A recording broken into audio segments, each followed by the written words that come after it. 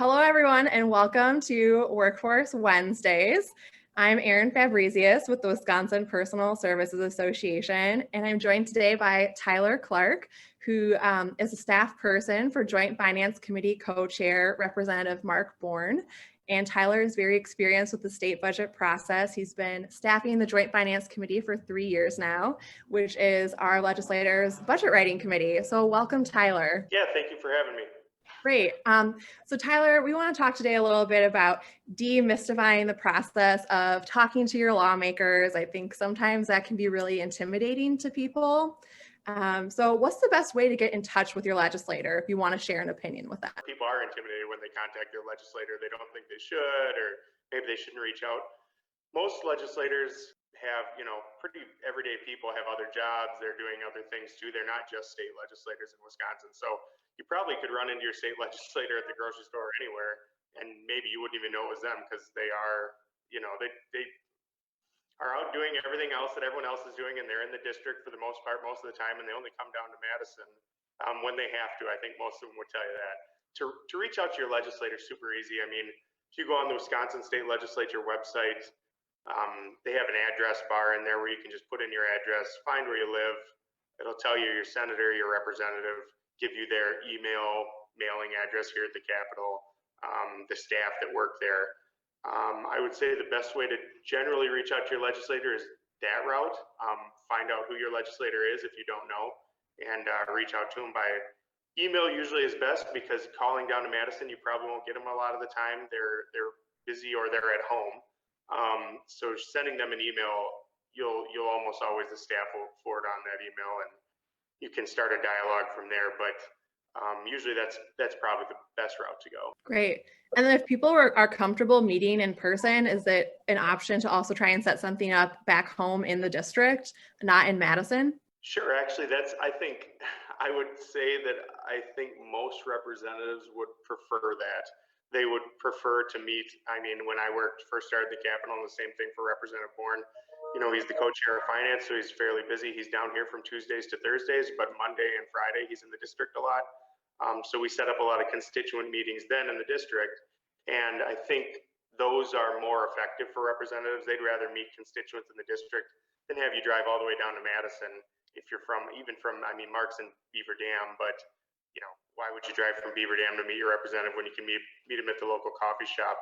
Now, I know it's different now. It's obviously your workforce especially is dealing with folks who need to be a little more careful, obviously, with COVID and everything. So the number of in-person meetings has been cut, but I think they're kind of coming back. And if it's something you're comfortable with, Representative Bourne has been holding in-person listening sessions and stuff with all the precautions spread out, everything like that. But if you're interested in meeting with your representatives, yeah, just reach out. They're definitely happy to meet with you in the district because they'd rather get to know their constituents there, I think, than force everyone to come down to Madison, Yeah, definitely. I think that's really helpful. And so, as you know, we're kind of in the middle of the state budget process, and it's a really large bill with a lot of spending, and we know the state only has some limited resources. So as lawmakers are debating the budget, they kind of have to weigh what the state can invest in and what the state maybe can't afford. So if a direct care worker or a direct care provider is looking to reach out to advocate on workforce items, what kind of information is helpful for lawmakers and staff like yourself to hear to help them make these tough budget decisions? Really good question. I guess speaking from a workforce perspective, I think at least most everyone here recognizes we have a workforce issue in long term. We have a workforce issue with a lot of different areas, but it is a problem, obviously, with the long-term care workforce as well. And I know that the best view you can give a representative or a senator, these elected officials, is your experience, your everyday experience in your job, what you're doing, how you're being impacted. I mean, we have people coming in all the time when we can't find people to fill these positions because you can go work at this employer or this employer or this employer instead of doing what you folks do. And I know that the reason you're doing this job is because you have a passion for it and you want to do it. It's not just like any other job. You're doing it because it's what you have a passion in. So when you talk about those type of things. I think that's what gets to elected officials, is they realize that, you know, these people are doing this job because they really have a passion and a want to do it. And it's just can be hard because, you know, it's the pay disparities and the other things we've talked about are,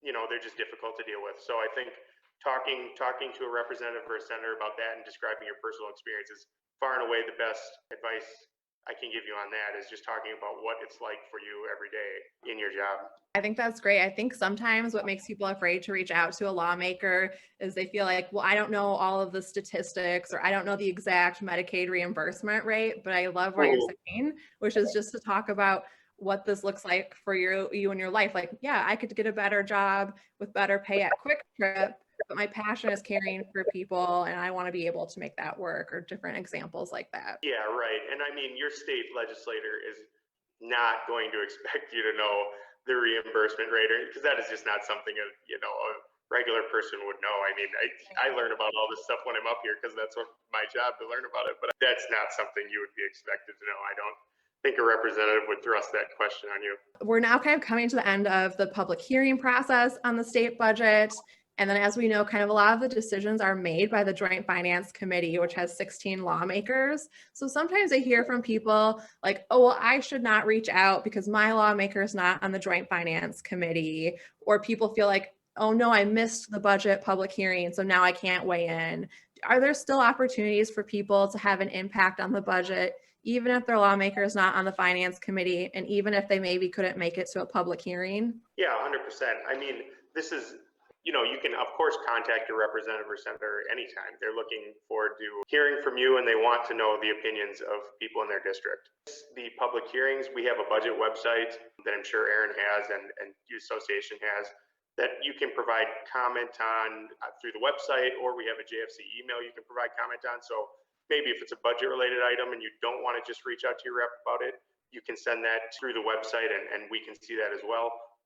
Reaching out to your representative is still a good idea on budget items, even if they're not on the committee, because it's their job to advocate on your behalf. They're your representative. So if you wanted to be safe, you could do it both ways, but reaching out to your representative, their job is to advocate for you, the constituents. So if you reach out to them, they're likely to be able to reach out to the Finance Committee, and probably what you're reaching out on, you're not the only person in the state reaching out on it. So it's kind of a collective, and actually it's better to hear from a larger group of representatives, because it means it's truly important to more than just a few people. Great advice. Yeah, I think the more that people can reach out, no matter what, the better. Thank you so much for taking time. Any other tips that you want to share for people about reaching out to their legislator as we kind of encourage members of the direct care workforce to advocate this budget cycle?